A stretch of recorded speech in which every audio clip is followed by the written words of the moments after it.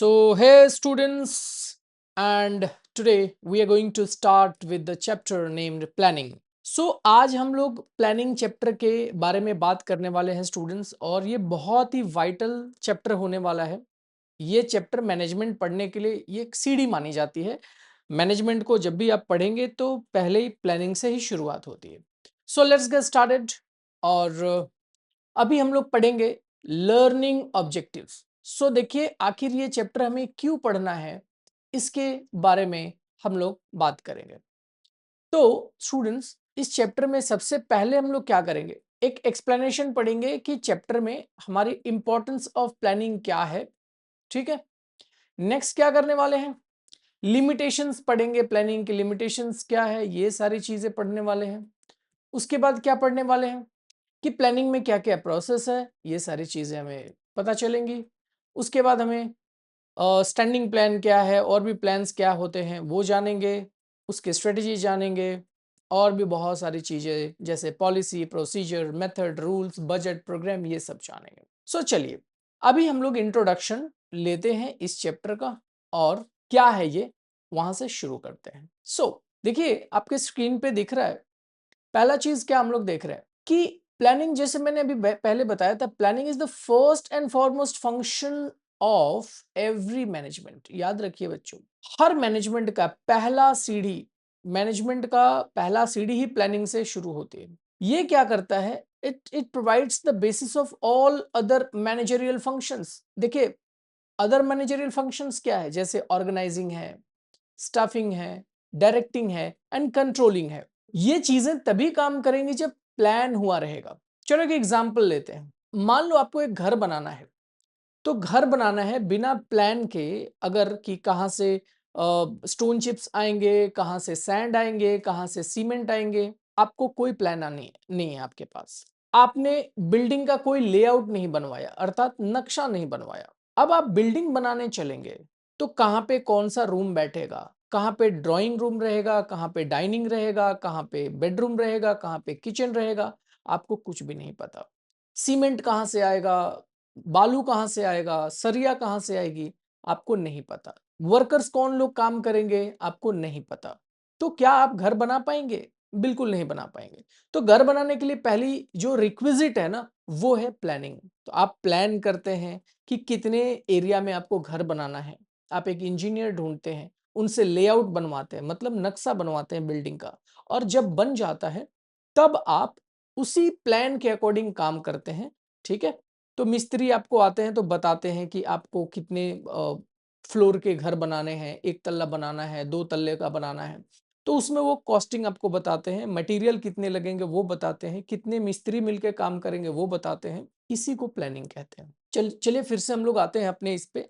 तो आप प्लानिंग समझ गए होंगे कि कुछ भी स्टार्ट करने के पहले, खास करके मैनेजमेंट स्टार्ट करने के पहले, प्लानिंग बहुत जरूरी है, और तभी आपकी ऑर्गेनाइजिंग, स्टाफिंग, डायरेक्टिंग, कंट्रोलिंग काम कर पाएंगे। ठीक है। तो हर ऑर्गेनाइजेशन का जो भी ऑब्जेक्टिव होता है, मतलब हर ऑर्गेनाइजेशन का एक लक्ष्य होता है, और उस लक्ष्य की प्राप्ति जो है बिना प्लानिंग के, बिना प्रॉपर प्लानिंग के हो नहीं सकती। ठीक है। तो यहाँ पे ध्यान देने वाली बात यह है कि प्लानिंग जो है इसेंशियल ऑफ इफेक्टिव मैनेजमेंट। अगर आपको ढंग की मैनेजमेंट करनी है जो काम करे, तो आपको प्लानिंग करनी बहुत जरूरी है। ठीक है। ये बात समझे होंगे आप। अब चलिए नेक्स्ट टॉपिक पे चलते हैं। हमारे को अभी समझनी है कि मीनिंग ऑफ प्लानिंग। हम लोग प्लानिंग का मीनिंग समझने वाले हैं। ठीक है। चलिए मीनिंग थोड़ा समझ लिया जाए। प्लानिंग को कहते हैं कि planning means setting objectives for a given period of time. याद रखिए, यहां कीवर्ड क्या है, सेटिंग ऑब्जेक्टिव्स। मतलब प्लानिंग क्या है, आप जब ऑब्जेक्टिव सेट करते हैं अपने बिजनेस की, ऑब्जेक्टिव जब आप सेट करते हैं, ये कीवर्ड है, और वो भी क्या, एक गिवन पीरियड ऑफ टाइम में, मतलब आपको टाइम आपने स्टिपुलेट कर दिया, फिक्स कर दिया। Formulating various courses of action, ये भी एक कीवर्ड है, various courses of action to achieve them, and then selecting the best possible alternatives to perform the different managerial function. अब चलो एक एग्जांपल लेते हैं। मान लो आपको स्टेशन जाना है। अब आप स्टेशन जा रहे हैं और वहां पे तीन रास्ते जाते हैं, एक, दो और तीन, तीन रास्ते स्टेशन को जाते हैं। अब आपने देखा कि 3 रास्ते जो स्टेशन पे जाते हैं, एक में बहुत सारा जैम लगा रहता है, वहां उसका खतरा है, एक का रोड बहुत टूटा हुआ है और एक रास्ता ठीक है पहुंचने के लिए। तो आप कौन सा ऑप्शन चुनेंगे? नो डाउट आप थर्ड वाला ऑप्शन चुनेंगे, सी का। तो याद रखिए, अगर एक तो हो गया ये चीज कि आपने 3 रास्ते चुने, उसमें से थर्ड वाला रास्ता आपने चुना जो सबसे सुटेबल था, ये हो गई प्लानिंग। लेकिन एक दूसरे एग्जाम्पल को समझिए कि आप स्टेशन जा रहे हैं, पर स्टेशन जाने का सिर्फ एक रास्ता है, तो क्या आप प्लान कर सकते हैं? जी नहीं। तो प्लानिंग का सबसे पहला आपको एक चीज को ना गांठ बांध के रख लेनी पड़ेगी कि प्लान तभी सक्सेसफुल हो सकता है या प्लान आप तभी बना सकते हैं जब मल्टीपल ऑप्शंस आपके पास मौजूद हो। अगर आपके पास ऑप्शन नहीं है तो वहां कुछ भी नहीं कर सकते, प्लान कर ही नहीं सकते। क्यों? एक ही ऑप्शन मौजूद है। तो प्लानिंग का मतलब ही क्या होता है? जहां पे मल्टीपल ऑप्शंस हैं, मतलब ऑल्टरनेटिव्स हैं, और उसमें से बेस्ट ऑल्टरनेटिव आप चुनते हैं, उसी को प्लानिंग कहते हैं। ठीक है, तो ये बात आपको इजी इजी समझ में आई होगी। तो चलिए आगे बढ़ते हैं। अब प्लानिंग के बारे में हम लोग जानेंगे। देखिए, प्लानिंग क्या है? प्लानिंग का मतलब है कि पहले ही हम लोग डिसाइड करते हैं कि क्या करना है, पहले ही डिसाइड करते हैं कि क्या करना है। अब हमें पता चल गया कि क्या करना है, तो अब हम डिसाइड करते हैं कि कौन करेगा। वो भी पता चल जाती है, तब हम डिसाइड करते हैं कि क्या करना है और उसको कैसे करना है। उसके बाद हम डिसाइड करते हैं कि क्यों करना है। जब ये पता चल जाती है, तो ये डिसाइड करना होता है कि कहाँ उस चीज को एग्जीक्यूट करना है, और फिर हमें पता करना होता है कि कब करना है, टाइम हमें पता करना होता है। तो ये सारी चीजें जो है इंटरलिंक्ड है प्लानिंग में, ये सब एक के एक हमें पता करना होता है और प्लानिंग उसी को जवाब दे देती है।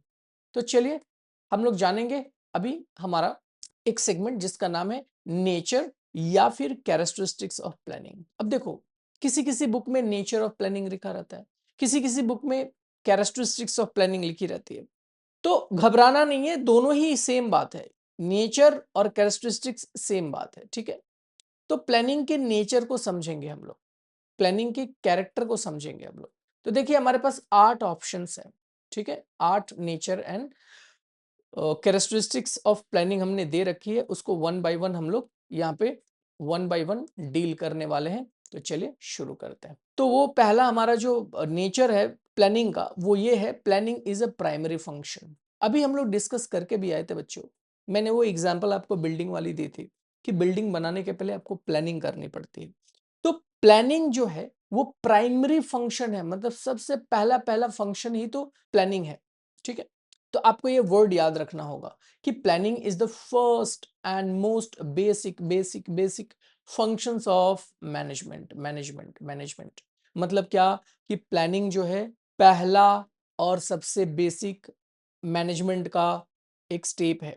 ठीक है, बाकी जितने भी all other functions like organising, staffing, directing और कंट्रोलिंग, ये सब कब परफॉर्म्ड होते हैं? प्लान के आधार पे ही।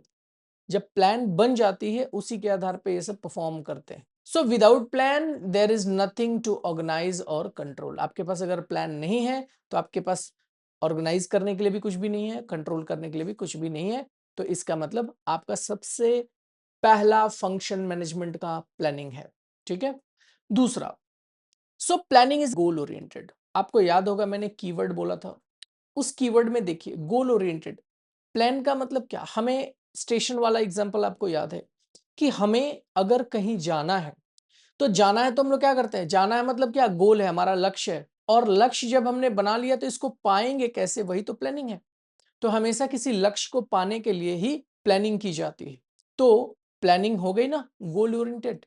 जैसे देखो, planning always begins with setting specific goals और objectives. The main purpose of planning is to decide how to achieve this goals effectively. ठीक है, मतलब आप एक गोल सेट करते हैं और मेन प्लानिंग का फंक्शन और पर्पस ही मान लो क्या होता है कि इस लक्ष्य को कैसे प्राप्त करना है कम से कम खर्चे में, कम से कम समय में और बहुत ही अच्छे तरीके से। तो ये क्या करता है? आपको एक डायरेक्शन दे देता है लक्ष्य को प्राप्त करने के लिए। ऑर्गेनाइजेशन को ये एक डायरेक्शन देता है। थर्ड हमारा पॉइंट है प्लानिंग इज फ्यूचर ओरिएंटेड, बहुत सही चीज है और ये कॉमन सेंस की भी बात है ना, कि यह एक फ्यूचर ओरिएंटेड या फॉरवर्ड लुकिंग प्रोसेस है। कैसे? आप अपने पास्ट की कोई इवेंट का प्लान कर सकते हैं क्या? नहीं ना। तो बहुत ही कॉमन सेंस की बात है कि जब भी हम कुछ प्लान करते हैं हमेशा ही फ्यूचर के लिए प्लान करते हैं। और इसमें क्या इन्वॉल्व होता है? इसमें हमेशा फॉरकास्टिंग इन्वॉल्व होती है। फॉरकास्टिंग का मतलब क्या होता है? आप फ्यूचर के लिए कुछ अनुमान लगाते हैं। तो फ्यूचर के इवेंट्स का आप अनुमान लगाते हैं। फ्यूचर के कंडीशंस का मतलब कैसी अवस्थाएं होंगी फ्यूचर में, उसका आप अनुमान लगाते हैं। और आपको अनुमान में पता चलते हैं बहुत सारे options, option A B C D, है ना। जैसी ऑर्गेनाइजेशन वैसे अनुमान लगाते हैं और वैसे ही आपको ऑप्शंस पता चलते हैं। और प्लानिंग के जरिए ऑर्गेनाइजेशन क्या करते हैं? फ्यूचर में जो चैलेंजेस आते हैं या जो अपॉर्चुनिटीज आते हैं उनको ग्रैब करते हैं, लेने का काम करते हैं। साथ में जो सबसे बेस्ट कोर्स ऑफ एक्शन होता है, मतलब जो सबसे बेस्ट ऑप्शन होता है, उसी को चुनती है और उसमें हेल्प करते हैं प्लानिंग। ठीक है, ये समझे होंगे। सो नेक्स्ट हमारी है planning is a intellectual process. देखो प्लानिंग जो है बॉडीली नहीं होती, वो मेंटली होती है। मतलब क्या? दिमाग से सोचा जाता है और इसके लिए आपको मेंटल एक्सरसाइज करनी पड़ती है। मतलब क्या? आपको दिमाग से सोचना पड़ता है। और जब आप प्लान करते हैं तो आपके पास क्या होनी चाहिए? क्रिएटिव थिंकिंग होनी चाहिए। बिना क्रिएटिव थिंकिंग आप प्लान नहीं कर सकते। आपको इमेजिनेशन की पावर आपके पास होनी चाहिए और आप बहुत ही साउंड जजमेंट ले पाते हो, वो होनी चाहिए। ठीक, ऐसा नहीं कि आपने गेस कर लिया और बस प्लान बन गई। प्लान जो है गेस करने का काम है ही नहीं। यह एक थॉटफुल प्रोसेस है। क्या है? थॉटफुल प्रोसेस है जिससे आप ऑन इंफॉर्मेशन को क्या करते हैं? एनालाइज करते हैं। अलग अलग इंफॉर्मेशन को एनालाइज करते हैं और एक लॉजिकल डिसीजन निकाल के ले आते हैं। ठीक है, तो मैनेजर्स को क्या है? उनको अपने दिमाग का यूज करके और फ्यूचर में कौन सा एक्शन लेना है वो उन्हें तय करना पड़ता है। तो याद रहे यह एक इंटेलेक्चुअल प्रोसेस क्यों है, मैंने आपको बताया। अब नेक्स्ट में हम लोग क्या बात करेंगे? Planning is all pervasive. अब प्लानिंग परवेसिव क्यों है? देखो परवेसिव का मतलब याद रखो पहले, जो हर जगह लागू होता है, हर जगह मिलेगा। So planning is required at all levels of management. अब देखो मैनेजमेंट के 3 लेवल है, एक टॉप लेवल मैनेजमेंट, एक मिडिल लेवल मैनेजमेंट और एक लोअर लेवल मैनेजमेंट। और ये तीनों में, टॉप में भी, मिडिल में भी और लोअर में भी, ये लगता है, क्या लगता है? प्लानिंग लगता है। अब देखो टॉप लेवल के जो मैनेजर्स है ना, ये जो टॉप लेवल के हैं ना, ये पूरे बिजनेस के लिए सोचते हैं। ठीक है, ये पूरे बिजनेस के लिए प्लान करते हैं।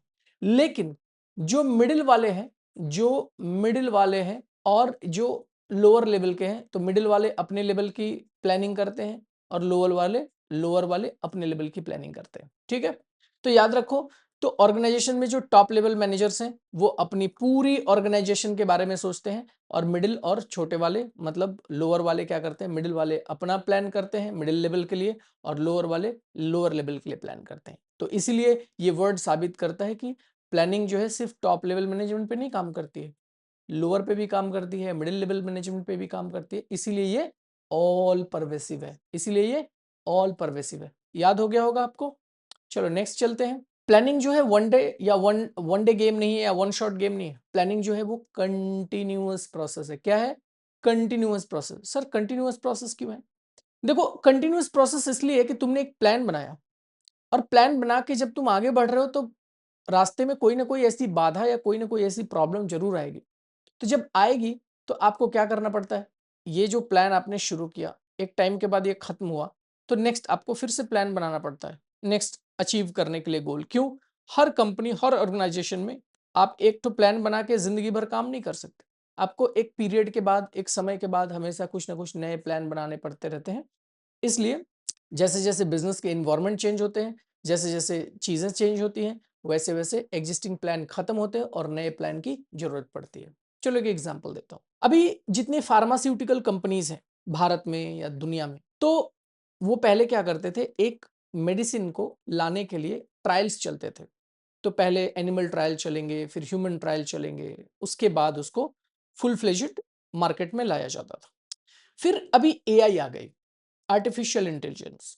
तो बहुत सारी ऐसी कंपनियां हैं, वो क्या करती हैं कि अपने उस ट्रायल वाले फेज को, एक एक दवा को, एक एक मेडिसिन को लाने के लिए 10 साल, 15 साल, 20 साल, 25 साल का डेटा लगता था, कंटिन्यूअस उनको रिसर्च करनी पड़ती थी और तब जाके कहीं मेडिसिन मार्केट में आती थी। अब एआई जो आ गई है ना, तो एआई आने के बाद इन कंपनियों का जो वो 10 साल 15 साल का जो पीरियड है वो सीधे 2 साल 1 साल में बदल गया है। क्यों? वो डेटा को बहुत फास्ट तरीके से प्रोसेस करके 10 साल के प्रोसेस को वो 2 साल में कर पा रहे हैं। और उसका जीता जागता एग्जाम्पल क्या है? कोविड-19। याद है वैक्सीन कितने फास्ट तरीके से आई थी, उसमें भी एआई ने मदद की थी। तो ये है कंटिन्यूअस प्रोसेस की मतलब जैसे जैसे बिजनेस के इन्वायरमेंट बदलेंगे वैसे वैसे आपको एडेप्ट करना पड़ेगा नई नई टेक्नोलॉजी के साथ, नए नए सिचुएशंस के साथ। तो बड़े बड़ी अभी फार्मा सेक्टर जो कंपनियां हैं, फार्मास्यूटिकल कंपनियां हैं, वो अपने अंदर बहुत ही हाई एंड का एआई लेके आ रही हैं जिससे वो नए मार्केट में एग्जिस्ट कर पाए। तो इसके लिए नई प्लानिंग लगेगी। तो आई होप समझ गए होंगे कंटिन्यूअस प्रोसेस क्या है।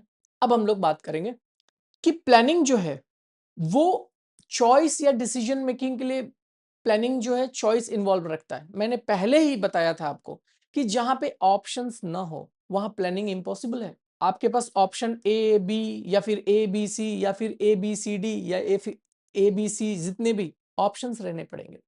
जब आपके पास ऑप्शन है तो ही आपका प्लानिंग काम करेगा। अगर आपके पास ऑप्शन नहीं है तो प्लान वर्ड ही वहां लागू नहीं होता है। ठीक है, तो आपको क्या करने पड़ते हैं? ऑल्टरनेटिव्स अगर है तो ही प्लान यूज होगा, ऑल्टरनेटिव्स नहीं है तो प्लान यूज नहीं होगा। अब मैनेजर्स का काम क्या होता है? प्लानिंग करके जो बेस्ट ऑल्टरनेटिव होता है, मान लो ऑल्टरनेटिव 3 तो ऑल्टरनेटिव दिखे, उसमें से तीनों में से कौन सा बेहतर ऑल्टरनेटिव है वो चुना जाता है। ठीक है, तब प्लान होती है। एग्जाम्पल के तौर पे समझ लो, मान लो तुम्हें मुंबई जानी है, कोलकाता से मुंबई जानी है। अब तुम 3 तरीके से जा सकते हो या 4 तरीके पकड़ लो। तुम कोलकाता से मुंबई बाई रोड जा सकते हो, कोलकाता से मुंबई बाई ट्रेन जा सकते हो, कोलकाता से मुंबई बाई शिप भी जा सकते हो और कोलकाता से मुंबई बाई प्लेन भी जा सकते हो। ये 4 तुम्हारे पास ऑप्शंस है। अब सोचो अगर तुम्हारे पास पैसे हैं, सफिशिएंट पैसे हैं और बहुत जरूरी है जाना, तुम्हारा कल का कल तुम्हें पहुंच जाना पड़ेगा, तो तुम्हारे पास अब सीधे सीधे ऑप्शन क्या बचता है कि तुमको बाई एयर जाना होगा, फ्लाइट लेके जानी होगी क्योंकि पैसे की दिक्कत तुम्हारे पास नहीं है। उसमें भी अगर तुम्हें पैसे भी बचाने हैं और कल शाम तक पहुंचना है तो तुम ट्रेन का ऑप्शन ले सकते हो, लेकिन तुम बाई रोड और बाई शिप नहीं जाओगे। ठीक है, तो चॉइस का ऑप्शन इसमें रहता है और जो बेहतर चॉइस होती है वही हम लोग लेते हैं। तो आई होप ये भी समझ गए होगे। और प्लान जो है, प्लानिंग जो है वो क्या करती है? एफिशिएंसी पे काम करती है, एफिशिएंसी पे एम करती है। मतलब क्या? कम से कम वेस्टेज हो। A good plan aims to achieve a goal in the most economical and effective way possible। देखो इकोनॉमिकल वर्ड का मतलब क्या होता है? कम से कम खर्चे में हो। ऐसा नहीं कि पानी की तरह पैसा बहा दिया और काम भी उतना ढंग का नहीं हुआ। तो इसका फोकस ही क्या रहता है कि आपकी मनी बच जाए, मटेरियल बर्बाद ना हो, मैन पावर वेस्ट ना हो और कम से कम वेस्टेज हो आपके कॉस्ट का। तो ये मेन इसका गोल रहता है कि मैक्सिमम आउटपुट इन मिनिमम इनपुट, मतलब कम डालो और ज्यादा आपको आउटपुट मिलेगा। आई होप ये भी समझ गए होंगे। अब हम लोग बात करेंगे फीचर्स ऑफ गुड प्लान। एक अच्छे प्लान का क्या खासियत होता है, एक अच्छे प्लान की क्या खूबियां होती हैं? देखो एक अच्छे प्लान की खूबी क्या होती है? ये एक it should define objective. Plan वो अच्छा है जो आपके लक्ष्य को तय करे। अगर कोई प्लान आपके लक्ष्य को नहीं तय कर पा रहा है तो वो प्लान ही नहीं है। ठीक है, तो आपको प्लानिंग जो है आपके लक्ष्य को तय कर देती है, मतलब it should define your objectives. Next हमारा क्या है? It should be simple. याद रहे आपकी जो प्लान है वो बहुत सिंपल होनी चाहिए। क्यों?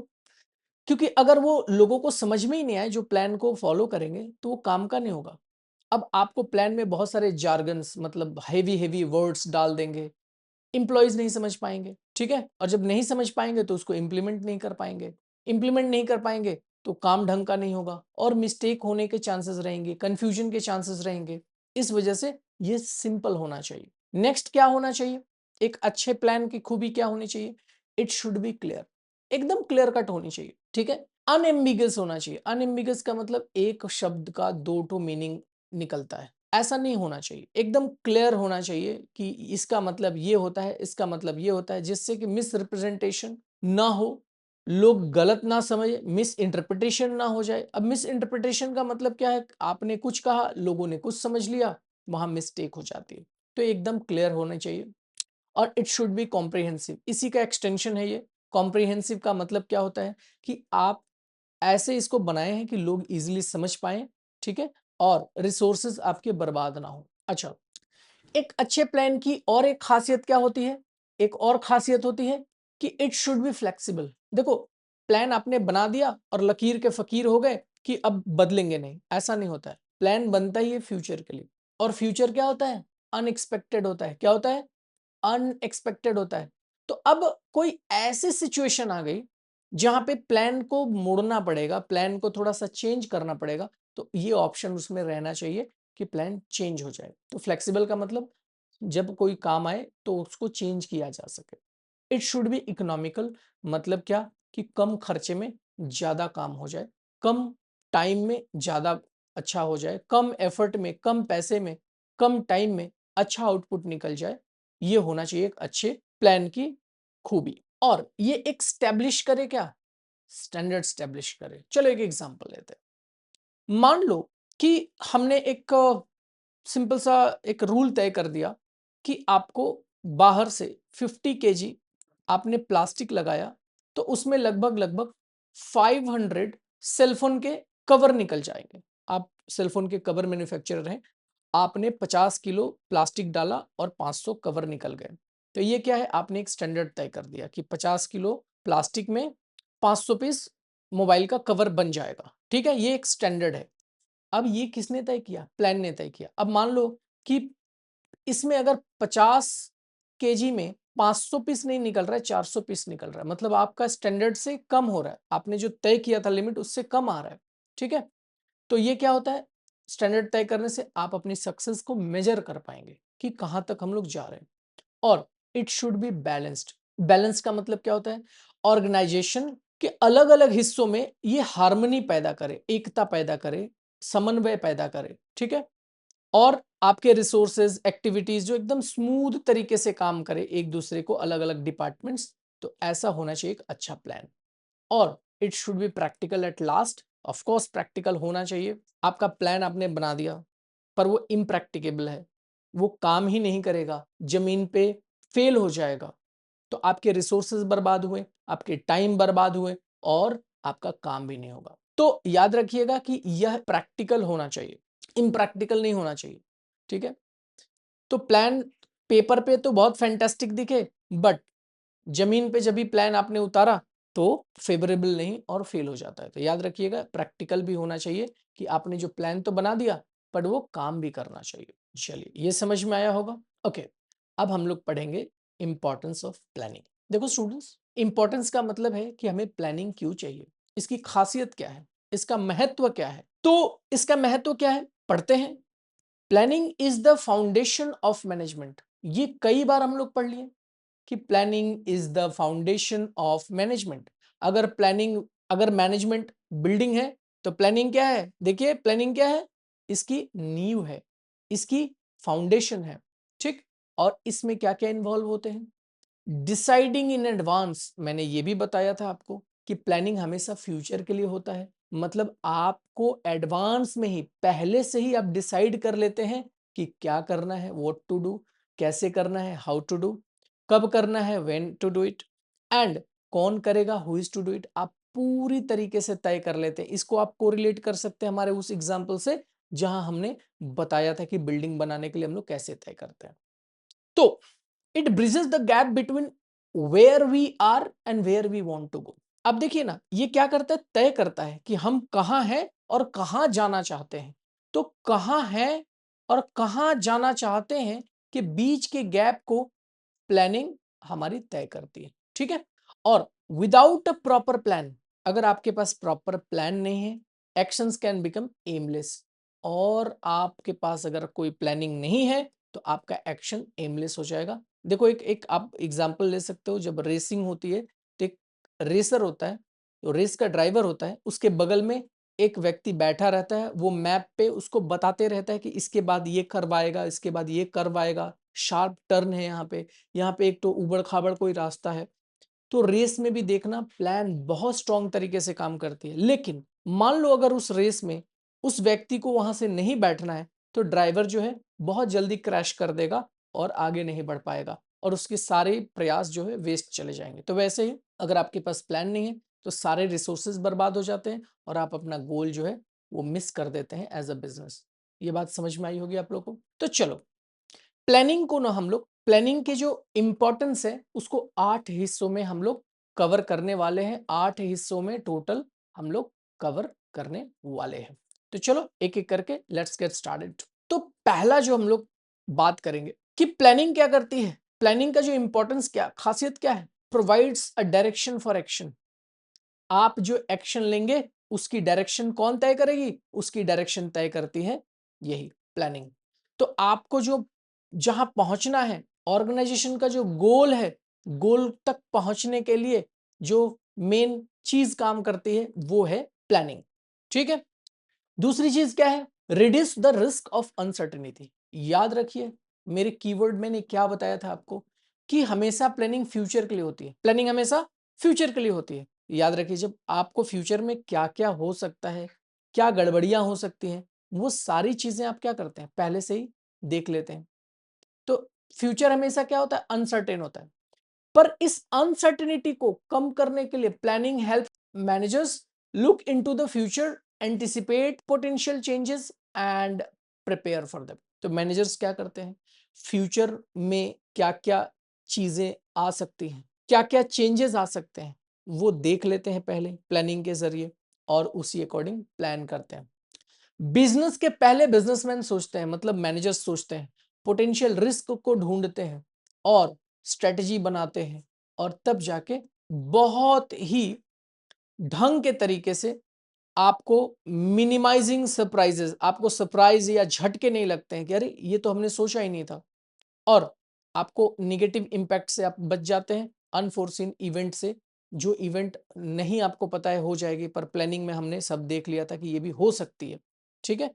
तो हम बच जाते हैं, हमारा बिजनेस जो है बहुत बड़े बड़े रिस्क से बच जाता है और रिस्क उसकी कम हो जाती है। नंबर 3 देखते हैं। प्लानिंग जो है गोल सेटिंग का काम करता है। गोल सेटिंग बटन, अब मैं तुमको बोलूंगा गोल सेटिंग बटन क्या है, गोल सेटिंग बटन क्या है, तो गोल सेटिंग बटन जो है प्लानिंग है। ठीक है। और प्लानिंग दूसरी चीज क्या करती है, identify the best way to achieve them. Best way to achieve, यहाँ बेस्ट वे मतलब क्या, बहुत सारे वे में से एक वे जो है वो होता है, हम लोग चुनते हैं प्लानिंग के थ्रू। याद रहे जहां ऑप्शंस नहीं है वो प्लान नहीं है, प्लान वहां काम नहीं करेगा। Number 4, establishes the basis of controlling. देखो कंट्रोल तुम कब करोगे, कंट्रोल तो तभी करोगे ना जब प्लान रहेगा। जब आपके पास प्लान नहीं है, मैंने वो एग्जाम्पल दिया था आपको सेलफोन वाला कि सेलफोन के कवर का 50 केजी प्लास्टिक लगाया तो उनको पता है कि 500 सेलफोन के कवर मिल जाएंगे। अब आपने ये तय ही नहीं किया तो आपको 200 भी कवर मिल रहे हैं, तो आपको तो पता ही नहीं था कि 500 भी मिल सकता था। ठीक है। तो बेंचमार्क कौन तय करता है, प्लानिंग तय करती है, और इसीलिए कंट्रोलिंग वाले उसको उतना ही आउटपुट निकालने की कोशिश करते हैं। आते हैं हमारे 5वें ऑप्शन की तरफ, हेल्प्स इन कोऑर्डिनेशन। याद रहे कोऑर्डिनेशन तभी होगा जब पहले से ही प्लान हो चुकी रहेंगी, तभी तो सारे डिपार्टमेंट्स में कौन सा इंडिविजुअल क्या काम करेगा उसका पहले ही तय रहता है। तो मैनेजमेंट में कंफ्यूजन नहीं होती, आपस में लड़ाइयाँ झगड़े नहीं होते, कॉन्फ्लिक्ट्स नहीं होते, और सब लोग एक ऑब्जेक्टिव की तरफ, एक उद्देश्य की तरफ आगे बढ़ते हैं और एक उद्देश्य को हासिल करते हैं। नेक्स्ट बढ़ते हैं, प्रमोट्स इनोवेशन एंड क्रिएटिविटी। क्यों, देखो मैनेजर्स को तो हमने पहले ही जाना था कि मैनेजर्स को हमेशा ही क्रिएटिवली सोचना पड़ता है, न्यू आइडियाज लाने पड़ते हैं। क्यों, कि प्लानिंग का मतलब ही है ना फाइंडिंग बेटर वे। प्लानिंग का मतलब क्या है, फाइंडिंग बेटर वे। तो finding better way to achieve the goals, आपको पहले ही प्लान में ही का मतलब है कि आपको बेहतर एक वे ढूंढना है ताकि आप अपने लक्ष्य को प्राप्त कर सकें।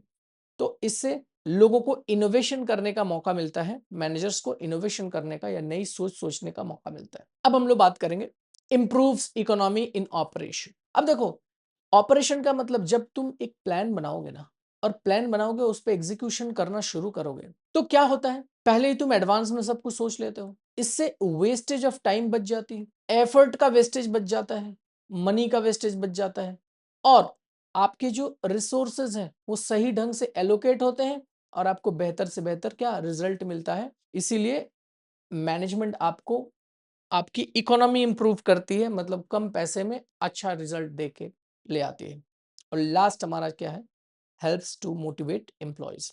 इसकी आखिरी इंपॉर्टेंस खासियत ये है मैनेजमेंट में प्लानिंग की खासियत, आखिरी खासियत क्या है कि when a clear plan is in place, employees know what is expected from them and how their work contributes to the organization's success। तो देखो सबके गोल तय रहते हैं। एम्प्लॉय को जब पता है कि मुझे क्या करना है और मैं क्या करूंगा जिससे मेरे ऑर्गेनाइजेशन को सही तरीके से इफेक्ट मिलेगा, सही तरीके से रिजल्ट मिलेगा, तो वो उसी डायरेक्शन में काम करेगा। और उस डायरेक्शन में काम करेगा तो ये बहुत ही बड़ा मोटिवेटर एक तरीके से होता है उसके लिए। क्यों? जब वो अच्छे से काम करेगा, आउटपुट अच्छी आएगी तो उसको इंसेंटिव भी मिलेंगे, रिवॉर्ड के तौर पे उसको प्रमोशन भी मिलेगा, टारगेट अचीव किया है तो उसको बोनस भी मिलेगा। इससे उसकी कॉन्फिडेंस बढ़ी रहती है। ठीक है, तो ये इंपॉर्टेंस ऑफ प्लानिंग हमने 8 हिस्सों में देखा कि कैसे क्या क्या वो चीजें हैं जो प्लानिंग की खासियत है, प्लानिंग की इंपॉर्टेंस है। चलो आगे सेगमेंट में बढ़ते हैं। अब हम लोग बात करेंगे लिमिटेशंस ऑफ प्लानिंग की। प्लानिंग की लिमिटेशंस, किसी किसी बुक में लिमिटेशंस लिखी होती हैं, कहीं कहीं पे डिसएडवांटेज लिखा होता है। तो समझो प्लानिंग का एडवांटेज हमने जान लिया एक तरीके से, मान लो प्लानिंग का अब हम लोग डिसएडवांटेज जानेंगे, मतलब लिमिटेशंस जानेंगे। Okay, so let's get started. देखो प्लानिंग जो है सबसे पहले उसकी जो सबसे डिसएडवांटेज क्या है, टाइम कंज्यूमिंग है। प्लान यूं ही नहीं कि मॉर्निंग में आप उठे सो के और आपने प्लान कर लिया। इसमें बहुत सारी चीजें लगती हैं, बहुत सारे इंफॉर्मेशन गैदर करने पड़ते हैं, उसको एनालाइज करना पड़ता है, इवेल्युएट करना पड़ता है अलग अलग ऑप्शंस को, तब जाके एक फाइनल प्लान तैयार होता है, तब जाके एक फाइनल फाइनल प्लान तैयार होता है। और इस डिटेल्ड प्रोसेस में ये बहुत डिटेलिंग का काम होता है, इसमें टाइम बहुत लगता है। ठीक है, इसमें टाइम बहुत लगता है। अब देखो हमने पहले भी पढ़ा था, उसको ऐसे रिलेट करेंगे, ये बहुत ही कॉस्टली अफेयर होता है, कॉस्टली काम होता है। कैसे? ये जो है फिजिकल काम नहीं है, मेंटल काम है। और सोचेंगे कौन? मैनेजर्स। और टॉप के मैनेजर्स जो हैं सोचने के बहुत पैसे लेते हैं, अच्छी प्लानिंग बनाने के बहुत पैसे लेते हैं। तो मैनेजमेंट में ये तभी प्लानिंग पॉसिबल है जो आदमी क्रिएटिव है, और क्रिएटिविटी फ्री में नहीं आती, ये बहुत ही एक्सपेंसिव होती है। लार्ज ऑर्गेनाइजेशंस में जो बड़े बड़े मैनेजर्स होते हैं वो लाखों करोड़ों रुपए में चार्ज करते हैं, जो कंसल्टेंट होते हैं, एक्सपर्ट होते हैं, लाखों करोड़ों रुपए चार्ज करते हैं, तो इसलिए बहुत महंगा होता है। उसके बाद क्या होती है? Resources, rigidity and reduces creativity. अब एक चीज और है, so once plan is made, managers are often required to stick to it strictly. तो जो एक बार प्लान बन जाता है ना, तो वो मैनेजर्स को उसी पे काम करना पड़ता है डायरेक्ट। अब मैनेजर को उस बीच में कुछ नया आइडिया सूझा तो वो अपने यूज नहीं कर सकते आइडिया। क्यों? प्लान में जो है प्लान के अकॉर्डिंग ही आपको चलना पड़ता है। तो एक तरीके से देखो, अब तुम बोलोगे कि अरे पीछे में तो हमने पढ़ा था कि ये क्रिएटिविटी को जन्म देती है। क्रिएटिविटी को कब जन्म देती है? तभी देती है जब प्लान बन रहा होता है। अब जब प्लान बन गया, बेहतर ऑप्शन चुन लिया गया, उसी को स्टिक करके आपको तब तक बढ़ना होगा जब तक कि फाइनल आप अपना एग्जीक्यूशन ना कर ले। तो ये भी एक खामियां है उसकी। अगली जो खामी है वो लैक ऑफ एक्यूरेसी। क्यों लैक ऑफ एक्यूरेसी?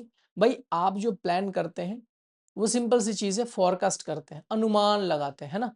बहुत सारे ऐसी चीजें होती है जिसका अनुमान लगाते हैं, पर दुनिया में कोई ऐसा नहीं है जो फ्यूचर क्या घटेगा डायरेक्ट वही बता दे। क्यों? भाई गवर्नमेंट के पॉलिसीज चेंज हो सकते हैं, टेक्नोलॉजी चेंज हो सकती है, तो एक्यूरेसी के साथ दुनिया में कोई ऐसा नहीं है जो कोई प्लान बना दे। ठीक है, आज से 20 साल पहले, 40 साल पहले किसी ने सोचा था कि एआई आएगी? तो जो छोटी छोटी चीजें जो पहले लोगों को बहुत टाइम लगते थे, बहुत खर्चे लगते थे, एआई ने उसे फ्री कर दी। राइट, तो लैक ऑफ एक्यूरेसी भी है। अगला हमारा है डायनेमिक इन्वायरमेंट में ये काम नहीं करता। डायनेमिक इन्वायरमेंट का मतलब है हर पल चेंजेस। तो टेक्नोलॉजी में प्लानिंग और फैशन में प्लानिंग काम नहीं करता। क्यों? आज आपको पता है एआई का जमाना है, आपको कल पता नहीं एआई किस मोड़ पे ले आएगी, एआई क्या क्या कर सकती है, ये पता नहीं होता है। आज आपको फैशन पता है, कल का फैशन क्या होगा आपको भी नहीं पता, मुझे भी नहीं पता। तो आप कितने भी प्लान कर लें, पर जरूरी नहीं है कि वो एग्जीक्यूट हो, जरूरी नहीं है वही होगा। ठीक है, तो ये डायनेमिक वाले इन्वायरमेंट में काम नहीं करता प्लानिंग। और नंबर 6, सक्सेस की कोई गारंटी नहीं है। मैं पहले भी बता चुका हूं कि फ्यूचर को अगर कोई प्रिडिक्ट कर ले तो भगवान बन जाएगा। तो फ्यूचर में आप सिर्फ एक प्रिडिक्शन लगा सकते, पर 100% प्रिडिक्शन राइट ही होगा वो कोई नहीं बता सकता। तो गारंटी की कोई सक्सेस की कोई गारंटी नहीं दे सकता कि मेरे प्लान को आप करो और गारंटी हो जाएगी। ठीक है, तो ये इसके डिसएडवांटेजेस हैं। इसके डिसएडवांटेजेस को हमने जाना। अब हम लोग प्लानिंग के प्रोसेस को समझेंगे। राइट, प्लानिंग के प्रोसेस को समझेंगे। देखो, प्लानिंग में हमारा क्या होता है ना, अलग अलग प्रोसेस होते हैं। पहला प्रोसेस देखो, ऐसे वन बाय वन हम एक फ्लो में जाएंगे, ऐसे करके जाएंगे जाएंगे और लास्ट में हम लोग जाते हैं। तो प्लानिंग के सबसे पहले हम लोग क्या करते हैं, एक गोल सेट करते हैं, ऑब्जेक्टिव सेट करते हैं। ठीक है, प्लानिंग में हम लोग एक ऑब्जेक्टिव सेट करते हैं। हमारा ऑब्जेक्टिव सेट हो गया। अब हम लोग क्या करते हैं, एक प्लान डेवलप करते हैं। एक प्लान के प्लानिंग प्रेमाइसेस डेवलप करते हैं। वो जब हो जाती है, तब तीसरा हमारा काम क्या होता है, identifying alternative course of action. मैंने पहले भी बताया है कि आइडेंटिफाइंग ऑल्टरनेटिव्स, जहां ऑल्टरनेटिव्स नहीं है प्लानिंग नहीं काम करेगा। तो जब हम लोग ऑल्टरनेटिव्स चुन लेते हैं, तब बारी होती है क्या, इवेलुएटिंग ऑल्टरनेटिव कोर्सेस। आइडेंटिफाई कर लिया आपने ऑल्टरनेटिव कोर्स ऑफ एक्शन। अब आप इवेलुएट करते हैं कि कौन सा ढंग से काम करेगा, कौन सा क्या कर रहा है, किस ऑप्शन में कितने पैसे लग रहे हैं, किस में टाइम कितना लग रहा है, ये हो गया। अब आप बात करेंगे, ठीक है, आगे जो है शुरू करते हैं स्टेप 1 से, सेटिंग ऑब्जेक्टिव्स। तो पहला हम ऑब्जेक्टिव सेट करेंगे, मतलब क्या, ये पहला first and most crucial step है। इसमें क्या है, ऑर्गेनाइजेशन जो है अपनी, उसको क्या ऑब्जेक्टिव सेट चाहिए, उसको क्या लक्ष्य का प्राप्ति कर रहा है, वो पहले ही सेट कर लेती है। और ये बहुत ही क्लियर, स्पेसिफिक और मेजरेबल होना चाहिए। ठीक है, ये पहले ही हम लोग सेट कर लेते हैं। एग्जाम्पल के तौर पे मान लो कि कंपनी जो है एक ऑब्जेक्टिव तय करती है कि मुझे अपने सेल्स को 15% नेक्स्ट फाइनेंशियल ईयर में बढ़ाना है। ठीक है, अब इससे क्या है, बहुत ही क्लियर गोल पता चल गया सारे मैनेजर्स को कि हमें कुछ भी करके कंपनी का 15% से सेल जो है नेक्स्ट ईयर में इंक्रीज करना है। राइट, अब next two developing the planning premises. अब हम लोग इसमें क्या करते हैं, प्रीमाइसेस और क्या, एजम्पशंस अबाउट द फ्यूचर। मतलब प्लानिंग प्रीमाइसेस का मतलब कि हम लोग एक एजम्पशन लेते हैं। क्या लेते हैं, एजम्पशन अबाउट फ्यूचर। तो जो प्लानर्स होते हैं, तो उनको सर्टेन एजम्पशंस करनी पड़ती हैं इंटरनल एंड एक्सटर्नल कंडीशंस को लेके, जिससे वो प्लान को अफेक्ट कर सकता है, प्रभावित कर सकता है। जैसे फ्यूचर की गवर्नमेंट पॉलिसीज, टेक्नोलॉजिकल चेंजेस और कस्टमर्स के डिमांड। और इन सारे एजम्पशंस को लेने के बाद जो बेहतरीन प्लान होगा, उससे प्लान बनाया जाता है, बेहतरीन प्लान। ठीक है, तो प्लानिंग प्रेमाइसिस का मतलब ये समझना कि प्लानिंग के जो एजम्पशंस है, ठीक है, और एजम्पशंस वो भी इंटरनल एंड एक्सटर्नल। चलो नेक्स्ट स्टेप पे जाते हैं। नेक्स्ट स्टेप क्या है, आइडेंटिफाइंग ऑल्टरनेटिव्स या ऑल्टरनेटिव कोर्स ऑफ एक्शन। तो एक बार जब हमारा ऑब्जेक्टिव तय हो जाता है ना, और हमारे प्रेमाइसिस सेट हो जाते हैं, प्रेमाइसिस मतलब अजम्पशंस, क्या, अजम्पशंस जो हमारे सेट हो जाते हैं, तो नेक्स्ट स्टेप क्या होता है कि different ways to achieve the goals. अलग अलग जो हमारे रास्ते हैं उस गोल को अचीव करने के लिए, उसको उसके तरफ हम लोग बढ़ते हैं। एग्जाम्पल के तौर पे अगर मान लो कि सेल इंक्रीज करना है, सेल इंक्रीज करने के लिए क्या करना पड़ेगा, कंपनी को डिस्काउंट ऑफर करनी पड़ेगी, या फिर एडवर्टीजमेंट को ज्यादा से ज्यादा मात्रा में बढ़ा देना होगा, ज्यादा एडवर्टाइज करना पड़ेगा, या फिर नया प्रोडक्ट लाइन लॉन्च करना होगा। और ये सारे क्या है, all possible alternative should be listed. तो ये सारे पॉसिबल ऑल्टरनेटिव्स को लिस्ट करके उसमें बेस्ट कौन होगा उसको हम लोग देखेंगे। अब जब ये तय हो जाएगा, तो चौथा नंबर जो हमारा प्रोसेस रहेगा वो रहेगा इवेलुएटिंग ऑल्टरनेटिव कोर्सेज। इस स्टेप में क्या करते हैं, सारे ऑल्टरनेटिव्स को बहुत केयरफुली एग्जामिन करते हैं, बहुत ही केयरफुली एग्जामिन करते हैं। उसके एक प्रोज एंड कॉन्स देखते हैं, मतलब उसकी अच्छाइयां क्या हैं, बुराइयां क्या हैं, सबको पैमाने पे मापते हैं, एक दूसरे से कंपेयर करते हैं, देखते हैं कि किसका कॉस्ट कितना आएगा, किसकी रिस्क कितनी है, पोटेंशियल बेनिफिट क्या है।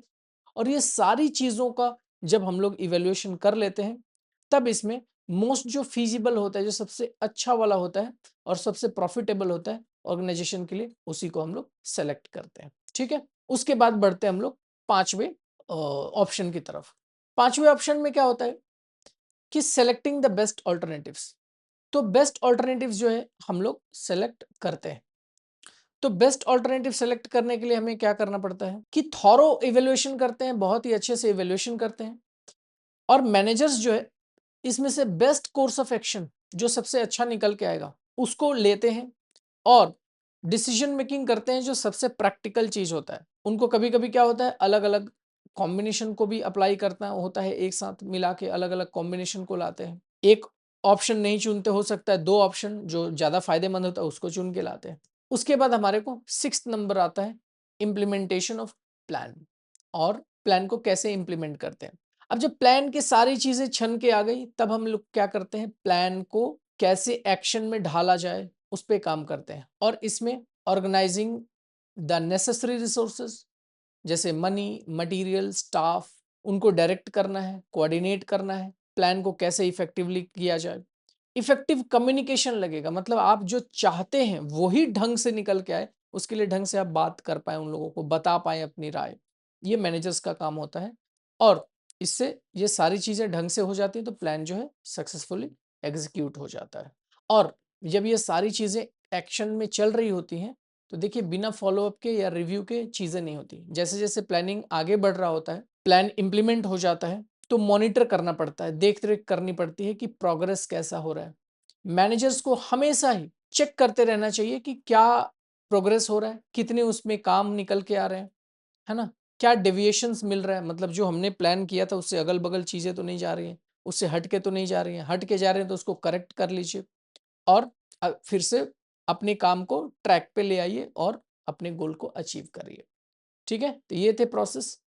सो स्टूडेंट्स, अभी हम लोग बात करेंगे टाइप्स ऑफ प्लान की। तो प्लान के कितने टाइप्स होते हैं उसके बारे में अभी हम लोग बात करेंगे। तो शुरू करते हैं। देखो स्टूडेंट्स, प्लान जो है ना वो दो टाइप के होते हैं। पहला जो है स्टैंडिंग प्लान होता है, राइट, और दूसरा जो होता है सिंगल यूज प्लान होता है। सिंगल यूज प्लान ऐसा होता है ना कि एक ही बार हो गया, बात खत्म हो गई। बट जो स्टैंडिंग प्लान्स होता है ना उसके हिस्से होते हैं अलग अलग। ठीक है, तो देखो उसके अलग अलग हिस्से होते हैं। जैसे सिंगल यूज प्लान अलग हो गया, स्टैंडिंग प्लान अलग हो। तो स्टैंडिंग प्लान के जो हिस्से, जैसे उसकी ऑब्जेक्टिव पढ़ेंगे, स्ट्रेटजी उसके हिस्से होते हैं, पॉलिसी होती है, प्रोसीजर होती है, मेथड होता है। ठीक है, तो सिंगल यूज प्लान का मतलब ही होता है कि वो सिंगल बार यूज होगा, एक ही बार यूज होगा, बात खत्म। बट जो स्टैंडिंग प्लान्स होंगे ना उसके अलग अलग हिस्से हैं। हिस्से मतलब objective, strategy, policy, procedure, method, rule, budget, programme, ये सारे हिस्से हैं किसके, स्टैंडिंग प्लान्स के, राइट। तो सबसे ज़्यादा इंपॉर्टेंट ये है कैसे समझना है डिफरेंसेस। सिंगल यूज़ प्लान का मतलब है एक बार में ही यूज़ होगा, और स्टैंडिंग प्लान में ये सारी चीज़ें इन्वॉल्व रहेंगी, वो आपको बस ध्यान में रखना है। ठीक है, इसी के साथ ये चैप्टर हमारा ख़त्म होता है। आपको इससे रिलेटेड कोई भी क्वेश्चंस होंगे आप हम तक पहुंचाइए, for sure will get back to you. और ये चैप्टर आज प्लानिंग जो बहुत क्रूशियल चैप्टर है क्लास 12 के स्टूडेंट्स के लिए है, जिनको मैनेजमेंट पढ़ना है, किसी भी लेवल पे पढ़ रहे हैं वो, तो आई होप चीज़ों को समझे होंगे। आपके कोई भी क्वेश्चन होंगे तो आप हमारे कमेंट में दे सकते हैं या हमारे तक पहुंच सकते हैं। तो चलिए, thank you very much for completing this chapter together. Thanks very much.